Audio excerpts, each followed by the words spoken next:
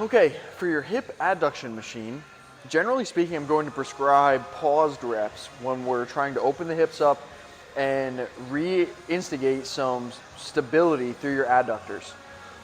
So what Chris is going to do for these is she's going to, generally speaking, I tell people just set the adduction machine all the way open, okay? And then you're going to have to close them a little bit to get into position.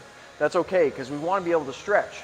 So I tell people, hold this stretch for a good 10 seconds, and then close your legs and hold that contraction for 3 to 5 seconds, okay?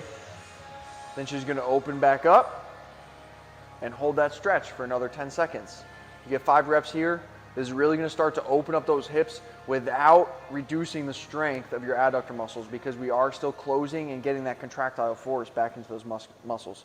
So one thing I want you to focus on here is maintaining this posterior hip tilt, because if you don't, you're going to get all of this work. Go ahead and open back up so they can see here.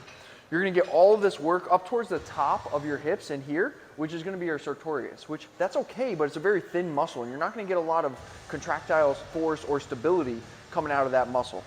So your adductor magnus is going to be down here, okay? And that is where we really want to focus this effort and the squeezing portion of this lift.